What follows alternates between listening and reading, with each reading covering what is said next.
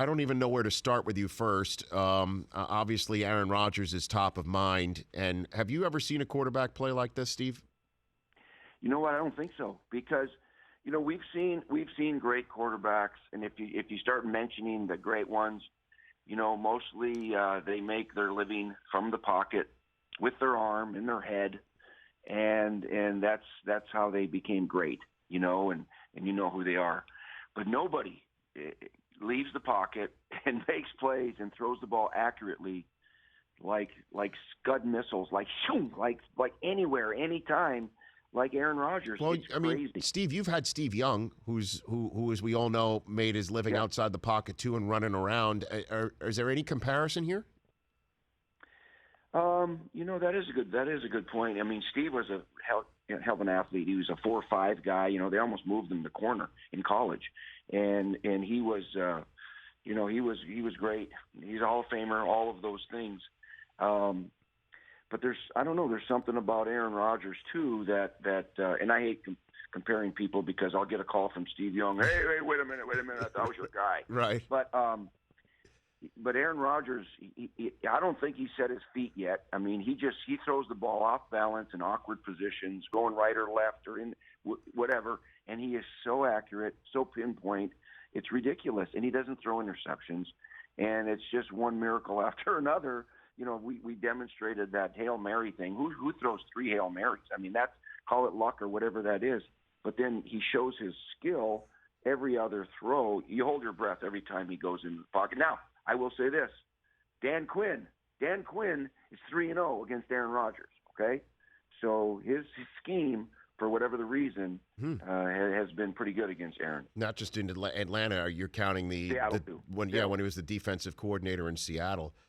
As well. That'll be a great NFC Championship game. And again, Steve will be part of NFL Game Day morning, 6 hours worth to take you up until kickoff of that game at 3 o'clock in the afternoon on Sunday on Fox. That Troy Aikman will be calling. He was on in hour number 1 here on the Rich Eisen Show.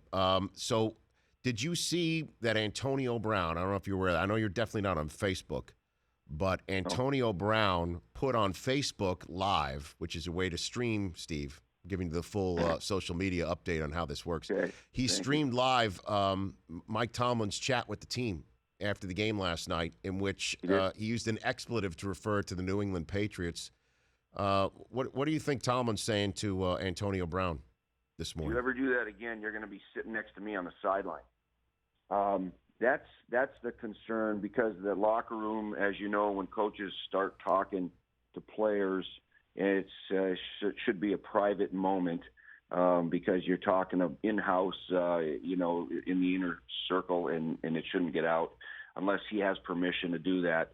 It's like Arthur Blank dancing in the locker room. I don't know if he knew that was going to go viral or not the other day. That was a different deal altogether. But you know what? That happened to me one time, Rich. That happened to me, because when I was coaching the Niners, we won a game.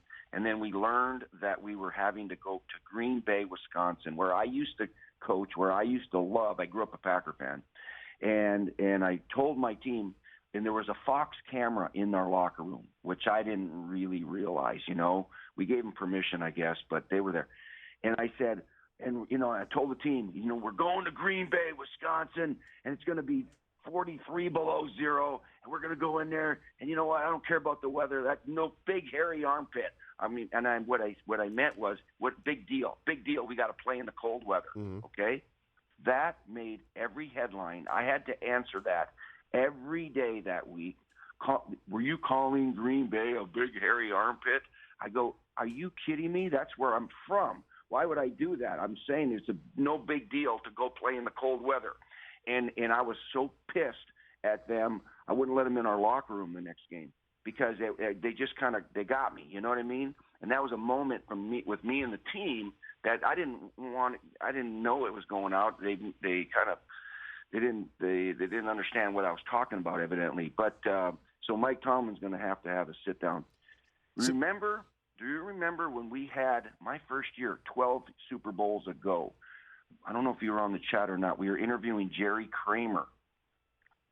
And he taped Vince Lombardi's speeches. Lombardi. Yes. Remember that? Yes. And I looked at him like, "Are you kidding me? You taped Vince Lombardi in one of his, one of his speeches? Yep. If Vince would probably, Coach Lombardi would probably roll over in his grave if he knew that, So some of that stuff is got to be in house. So how prevalent is it that a coach would use that sort of language in reference to an opponent? Didn't see it. What did he say? Well, no. I mean, look, he referred to the Patriots in a derogatory term. Let's just say it involves a posterior and a hole. Okay, and just I guess that's this okay. Is my elbow. This is my butt. Right. So, okay. But how prevalent is it that sort of language is used towards an opponent, and it's just understood in the locker room that he's not disrespecting, but he's just using salty language to fire up the troops? Come on, I mean, sometimes coaches get fired up. Sometimes players get fired up. Sometimes the language is a little bit different than you would use, elsewhere. It just kind of it doesn't necessarily mean it's derogatory or you have a potty mouth. It just means it's just a fired up talk. Sometimes some coaches use that language more than others, and at certain times and you don't expect it to get out. It's what sometimes guys understand, that kind of language. And I'm not saying that's good or bad. I'm just saying it's how it is sometimes, and it's not just in a locker room. It's in the workplace, or it's outside. It's by the water cooler. I don't know. And again, I didn't see it, but sometimes we as coaches get a little carried away and fired up, I guess. Steve Mariucci joining me here, and then the crucible of a playoff game, Steve, when you're making decisions like Jason Garrett having Dak Prescott spike the football that wound up leaving enough time for Aaron Rodgers to beat Dallas, or Andy Reid once again in need of timeouts at the end of a game to get a ball back that he doesn't have because it was used in other situations earlier in the half. Mm-hmm. Walk me through the process of making these decisions in split decisions. Why is it so difficult, I guess, is the question. Because there's a lot of variables. Sometimes you take a timeout because you want to change your mind on a play or personnel group, or your clock's running late, or whatever that is, okay? And you kind of make the decision for the moment, for what's best for right now. And you don't say, well, geez, I got to save all of these for the last couple minutes, because you just do the best you can in any given situation. And so, there's a big picture involved, but you got to do what you got to do right then and there, and try to score points when you can on each drive. You only have the ball 10 times or so. You got to try to make the most of that drive. So if it requires taking a timeout to get the right play out there, that's what you do. And so it leaves yourself open to second guessing, obviously, if it doesn't work out for you. We're talking about the two losing coaches.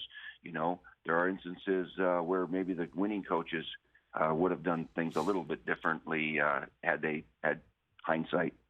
Ask Mooch the poll question before we send him out the door here, Brockman. Go for it. All right, Mooch. 4 teams remaining. Which quarterback do you want for the next 2 games? Roethlisberger, Brady, Rodgers, Matt Ryan. Yeah, probably Aaron Rodgers, the way he's playing. But here's another thought, guys.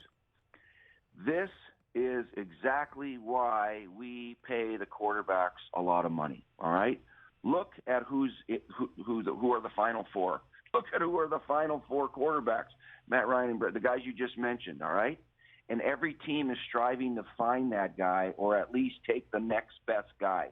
Because if you don't have him, you're not getting here. You're just not. You don't have that great quarterback, you're not going to make runs at the Super Bowl. This is a prime example of why quarterbacks are going to make $20-some million a year if they have a guy that might be that guy. And they're so rare. And if you don't have one, you just aren't getting here. So I'm going to take Aaron Rodgers because he's so hot and so crazy. That 3rd and 20, are you kidding me? It's 3rd and 20. And he throws it in there on the sideline, pinpoint pass to Cook for 35-yard gain to win the game. It's crazy. It is crazy. Mooch, tape your ankles, 6 hours, game day morning. I am going to take my ankles for a 6-hour show. So if you want to tape up with me, you can, Rich. Yeah, maybe. And DeMarcus Ware, too. He's joining us on Sunday. So good. Okay, great. See you then, Mooch. Take care, All Mariucci. right, thanks. Bye. Steve Mariucci, at Steve Mariucci on Twitter. The Rich Eisen Show, weekdays at noon Eastern on Audience.